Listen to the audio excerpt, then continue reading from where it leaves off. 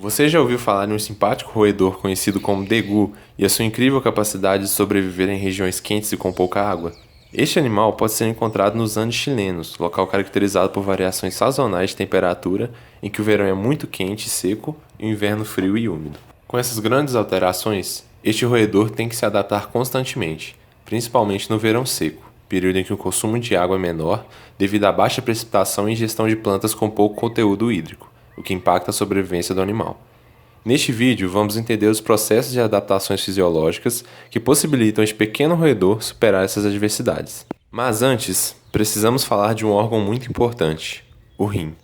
Os rins exercem diversas funções essenciais para a manutenção do meio interno do organismo, como excreção de resíduos, regulação do pH, manutenção do equilíbrio iônico e regulação do volume e osmolaridade do líquido extracelular. Nós vamos focar nessa última função e buscar compreender, de modo geral, quais os mecanismos envolvidos. Sabemos que os rins são responsáveis pela produção da urina.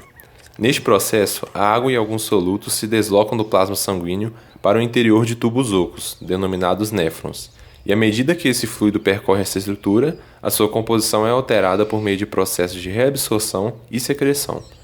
Antes de explorarmos esses mecanismos, vamos dar uma olhada na anatomia dos rins.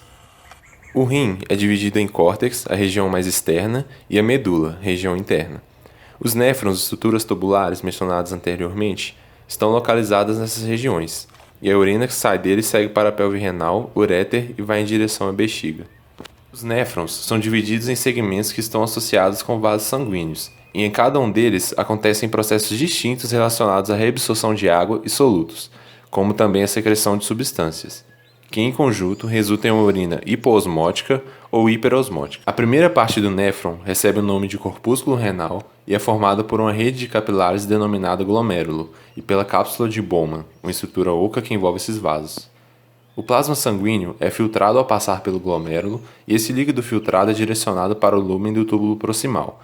Neste segmento, ocorre a reabsorção de nutrientes, íons e água, como também a secreção de metabólitos. Posteriormente, o filtrado passa pela alça de Henle e neste local acontece uma reabsorção maior de solutos do que de água, tornando o filtrado menos concentrado que o plasma. Os próximos segmentos são o túbulo distal e o ducto coletor. São nestes locais que alguns hormônios atuam, como o ADH, na regulação da reabsorção de íons e água, levando em consideração as necessidades fisiológicas do organismo. Agora, após entender sobre o funcionamento dos rins, podemos nos questionar: quais adaptações o degu possui que permitem sua sobrevivência em locais de variações drásticas na disponibilidade de água? Quando chega o verão, a quantidade de água oriunda da alimentação herbívora dos degus diminui drasticamente, pois as plantas que no inverno tinham aproximadamente 70% de seu peso corporal constituído por água sofrem uma redução de seu conteúdo hídrico devido à falta de chuva e o clima seco, chegando a ficar com somente 2% de água corporal nessa estação. Para compensar o baixo fluxo hídrico, este roedor se adapta para reabsorver mais água durante os processos renais, por meio da ação do hormônio antidiurético, o ADH.